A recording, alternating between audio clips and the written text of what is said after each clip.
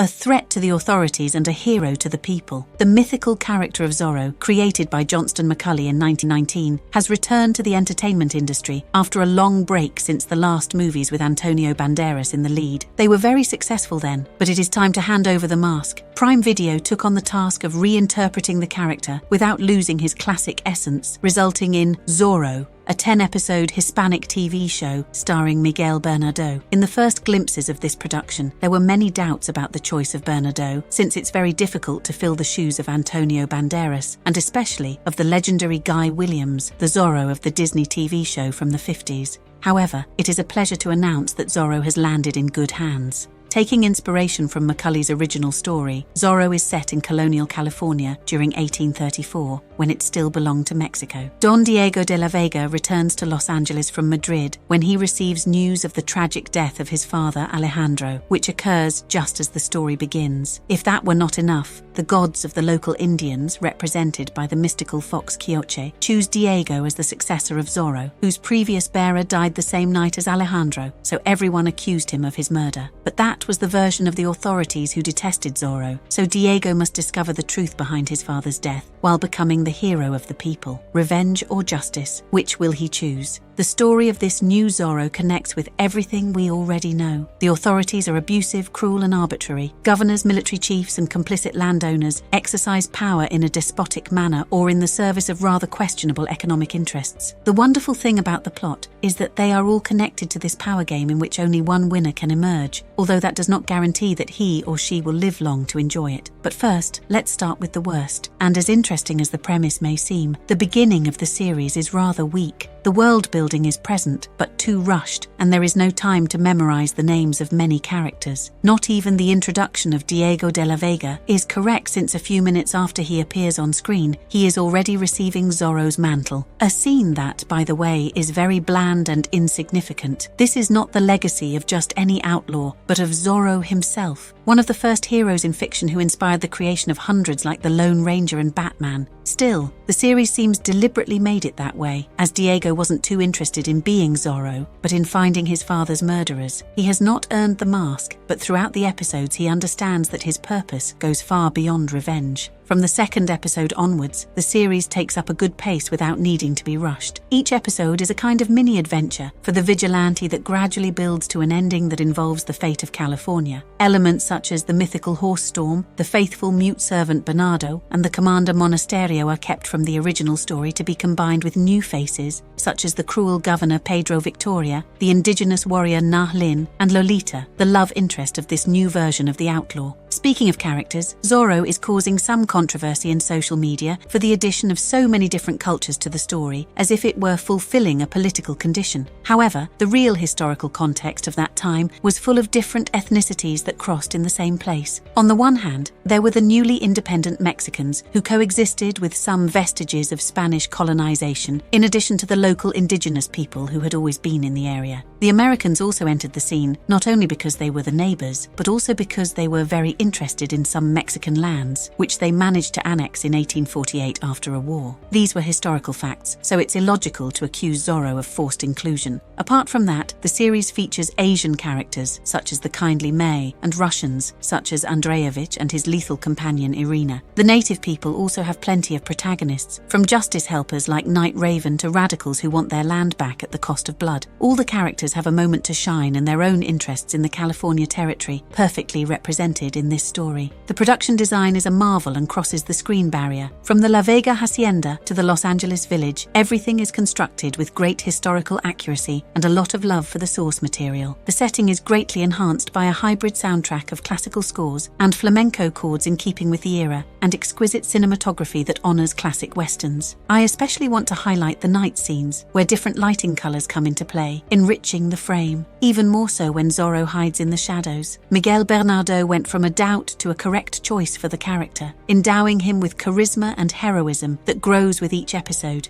He didn't imitate the previous versions, but created one of his own that matches his personality. Of course, he could not do it alone, and he is surrounded by an excellent cast that at first glance seems like stereotypical characters, but they are full of secrets. Renata Notny as Lolita is a total success, as she moves away from the role of damsel in distress to play a woman who is as charming as she is lethal, especially with a rifle. Nor can she be typecast as the hero's girlfriend, as her relationship with Commander Monasterio is something that complicates matters and forms a tense love triangle. Monasterio himself is a character full of nuances, as in the previous adaptations he has been a villain, although in this TV show has a more complex personality that makes him question whether he is doing the right thing. Another moral dilemma is found in the character of Narin, the sister of the previous Zorro who represented the indigenous people fighting for their rights. Of course, she is not happy that the new Zorro is a privileged white man from abroad, so she becomes her own version of the vigilante. One Zorro is enough, but two is something I wasn't expecting, and it turned out to be one of the most interesting plots of the series. Both have a deceased loved one who deserves justice, though while Diego keeps his moral compass clear, Narin is much more violent and unafraid to kill. Amid all the political and social conflict, both Zorros debate who should carry the mantle, presenting the audience with a dilemma. Words can't solve everything, but that doesn't mean blood is the answer. Revenge is one of the pillars of the story and one that drives both vigilantes until one accepts his true role.